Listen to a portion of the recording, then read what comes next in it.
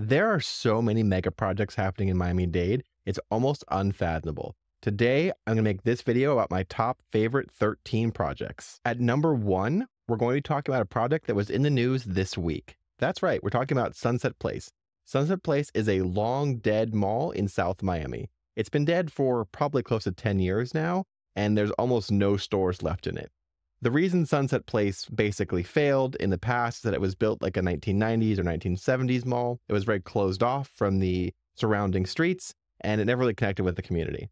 However, after many failed attempts, the owners of Sunset Place, Midtown Investments, are now going to redevelop the mall, and South Miami just approved it, which is fantastic. They approved it to have 1,700 plus units, a ton of retail, a ton of entertainment, and some office. They're going to completely wipe it off the face of the map and start over. It's going to be a really beautiful project. It's by Heatherwick Studios. I'll put some photos up here, and you can see that it's going to be really well designed. It has narrow streets with shade, a central plaza, entertainment options. It's just a really well designed project, and that's why it's number 1 on my list. At number 2, we have another dead mall, Southland Mall in Cutler Bay. That's also been a mall that's been dead for close to 10 years, and it's finally being redeveloped. It's being redeveloped with 4,000 plus residential units, offices, entertainment, and of course, retail. It also will serve as a transit hub for the new South Dade rapid transit bus system.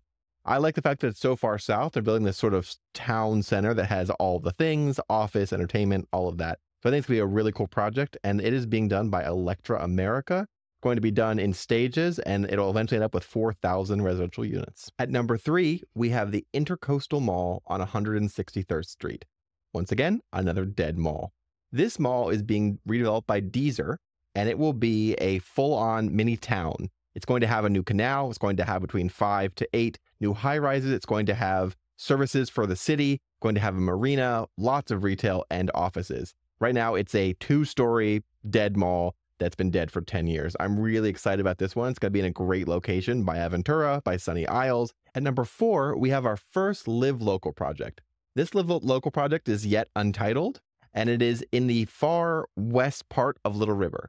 This is going to be an absolute mega project. There are between 6 and 9 towers, and there will be approximately 5,000 new residential units in West Little River. This is being done as a Live Local project, so at least 40% of it will be affordable according to that act.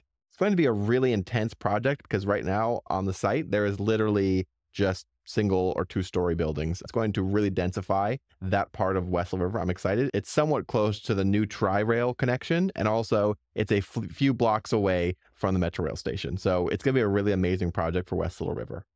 At number 5, we have a project in the heart of central Overtown. It's actually the site where David Beckham and Mass Capital were going to build their original soccer stadium before it moved to Melreese Park. The old site of this soccer stadium is now going to be redeveloped into 1,700 residential units with retail.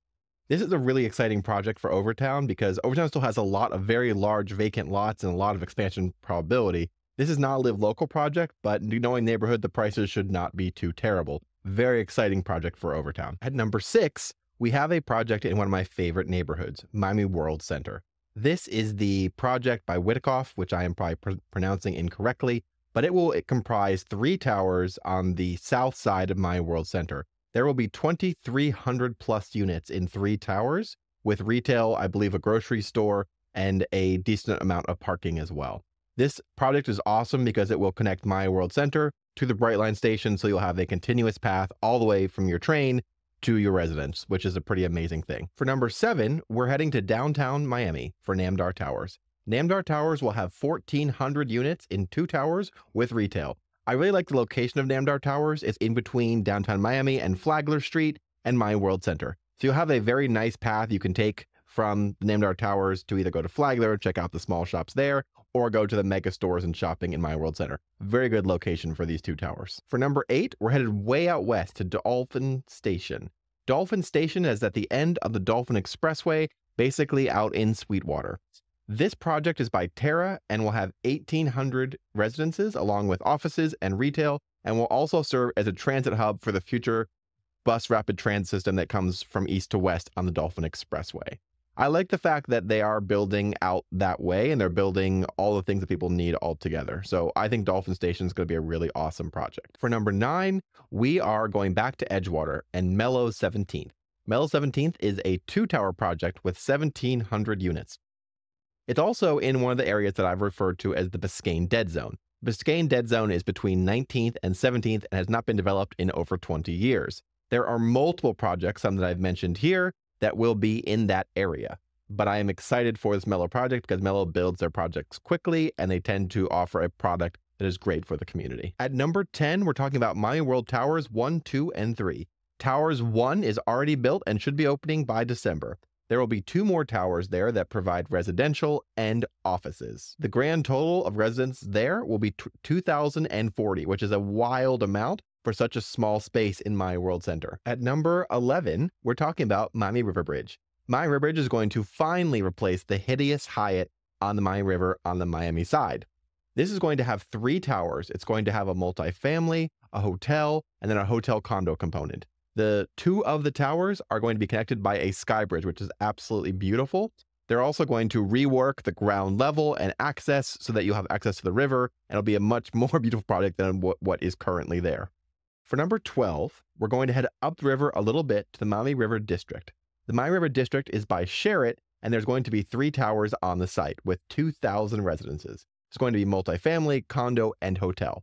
The first multifamily tower is almost complete and should be opening by the end of this year, which is amazing. They also have created a beautiful riverwalk and tons of retail. It's going to be a really gorgeous project, and I cannot wait to see it completed. Last, but certainly not least, at number 13 is Link at Douglas by Adler. There will be 4 towers at Link at Douglas, multifamily projects. It's a really awesome project because it's right on the edge of Coral Gables and the city of Miami. It's also directly across from the Douglas Road Metro Rail station. So you're going to have about 2,000 new residences right there at the Metro Rail station, also with retail and shops, and I believe a little bit of office too. Once again, a really fabulous project. Thanks for watching, guys. I hope you liked this list of mega projects in Miami-Dade. This list is not at all exhaustive. There are tons more projects I don't have time to cover in this video today. However, if you follow me on Twitter at VolvoShine, I post about them all the time. See you guys around.